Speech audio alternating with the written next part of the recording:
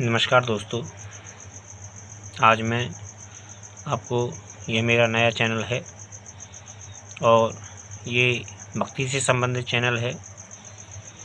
इस पे ज़्यादातर भक्ति से संबंधित प्रश्न या फिर उसके उत्तर ही दिए जाएंगे और जो भी साधकों की जिज्ञासा होगी वो शांत की जाएगी। तो आज मैं आपको पहली बार विष्णु सहस्त्रनाम का फल बताता हूँ। वैसे तो यह पाठ का फल क्या है यह, क्योंकि यदि मैं पाठ को कहूँ तो पूरा काफ़ी लंबा हो जाएगा और काफ़ी पृष्ठों में है यह। लेकिन जो हरि भक्त हैं, यहाँ पर जो विष्णु भक्त हैं, यहाँ पर कृष्ण भक्त हैं, वो एक ही स्वरूप हैं और वे एक ही स्वरूप के अलग अलग भिन्न भिन्न रूप हैं। तो मित्रों, मैं इनको आज आपको उसका फल बताता हूँ कि विष्णु सहस्त्रनाम का फल क्या है।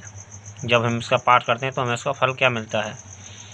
और सहस्त्रनामों में, वैसे सहस्त्रनामों से हमें भक्ति प्राप्त होती है। हम जो प्राप्त करना चाहें, ये हमारे ऊपर है कि हम क्या प्राप्त करना चाहें।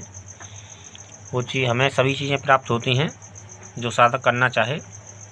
बस भक्तिपूर्वक श्रद्धापूर्वक उन नामों का पाठ करें।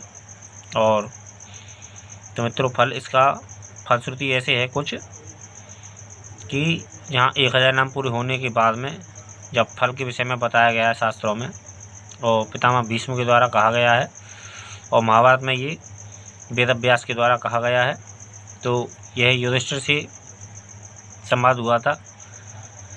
इस प्रकार भगवान विष्णु के 1000 नाम दिव्य नामों का संकीर्तन किया गया है। इतिदम इस पद से सूचित किया गया है कि सहस्त्रनाम पूरा कहा गया है। यह ना तो 1000 से कम है और ना 1000 से अधिक है।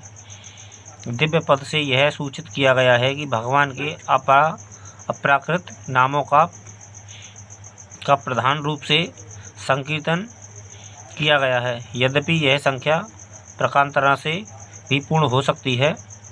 जो इस सहस्त्रनाम को सुनता है अथवा जो इसका संकीर्तन करता है, जो इसका कीर्तन करता है, वह पुरुष इस लोक में अथवा दूसरे लोक में अशुभ अकल्याण नहीं प्राप्त करता।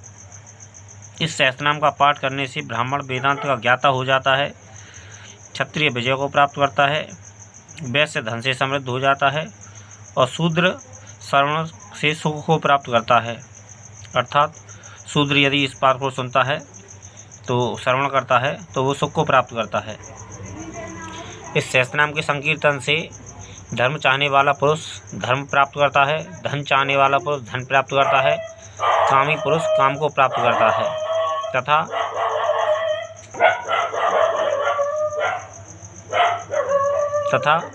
प्रजार्थी प्रजा को प्राप्त करता है। भगवान में भक्ति रखने वाला जो पुरुष पवित्र होकर भगवान को अपने चित्त में धारण कर सदैव वासुदेव के सहस्त्रनामों का संकीर्तन करता है, वह महान यश, जाति में प्राधान्य, अचल लक्ष्मी का सर्वोत्तम कल्याण प्राप्त करता है। उसे कहीं भय नहीं होता। वह वीर एवं तेज को प्राप्त करता है तथा निरोग, क्रांतिमान, बलवान, रूपवान तथा गुणवान हो जाता है।